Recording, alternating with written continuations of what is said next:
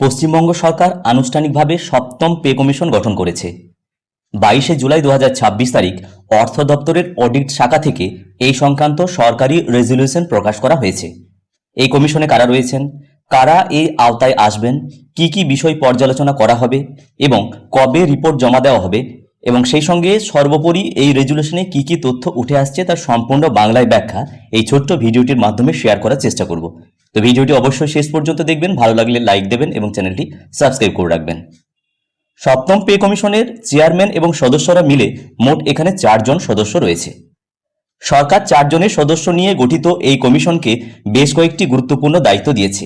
এর মধ্যে রয়েছে সরকারি কর্মচারীদের বেতন, ভাতা এবং অন্যান্য আর্থিক সুযোগ সুবিধা যেগুলো রয়েছে এইগুলো নিয়ে পর্যালোচনা করা, বর্তমান মহার্ঘ ভাতার ব্যবস্থা যেটা রয়েছে সেটা পরীক্ষা করে নতুন পে স্ট্রাকচারের সঙ্গে সামঞ্জস্যপূর্ণ সুপারিশ করা, বিভিন্ন ধরনের ভাতা যেগুলো রয়েছে বিশেষ করে কোনো বিশেষ ভাতা, ট্রাভেলিং ভাতা সহ অন্যান্য ভাতাকে যুক্তিযুক্ত করার প্রস্তাব দেওয়া, নতুন পে স্ট্রাকচারে প্রাথমিক বেতন নির্ধারণের পদ্ধতি এবং বর্তমান পেনশনভোগীদের জন্য পেনশন সংশোধনের পদ্ধতি সুপারিশ করা।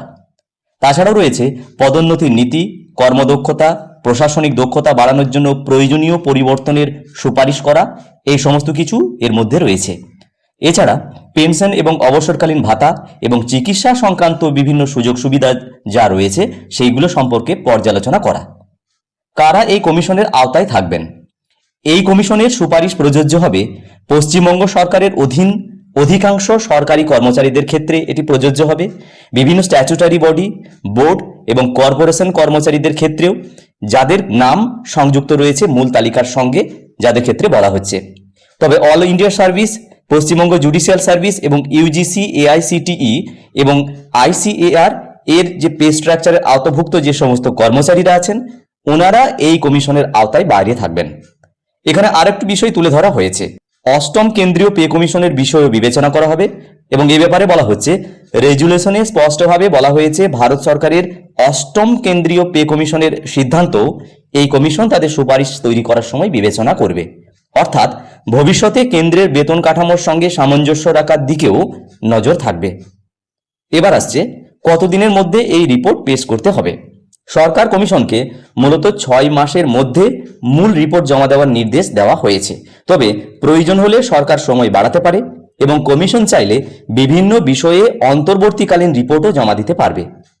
সুতরাং পশ্চিমবঙ্গে সপ্তম পে কমিশন গঠনের মাধ্যমে সরকারি কর্মচারীদের দীর্ঘদিনের প্রত্যাশার একটি গুরুত্বপূর্ণ পদক্ষেপ নেওয়া হলো। তবে মনে রাখতে হবে এটি শুধুমাত্র কমিশন গঠনের ঘোষণা। নতুন বেতন কবে থেকে কার্যকর করা হবে বা কত টাকা বেতন বাড়বে সেই বিষয়ে এখনো কোনো সরকারি ঘোষণা এখনো পর্যন্ত নেওয়া হয়নি। কমিশনের সুপারিশ এবং পরবর্তী সরকারি সিদ্ধান্তের পরেই এই বিষয়গুলি স্পষ্ট হবে। সুতরাং 22শে জুলাই 2026 তারিখ অর্থ দপ্তরের অডিট শাখা থেকে সপ্তম পে কমিশন সংক্রান্ত যে সরকারি রেজলিউশন প্রকাশ করা হয়েছে তার সম্পূর্ণ বাংলায় ব্যাখ্যা, অর্থাৎ এই রেজলিউশনের মাধ্যমে কি উঠে আসছে তার বাংলায় ব্যাখ্যা ছোট্ট এই ভিডিওটির মাধ্যমে তুলে ধরার চেষ্টা করলাম। ভিডিওটি ভালো লাগলে অবশ্যই লাইক দেবেন এবং অন্যান্যদেরকে শেয়ার করবেন। প্রত্যেকে ভালো থাকুন, সুস্থ থাকুন। ধন্যবাদ।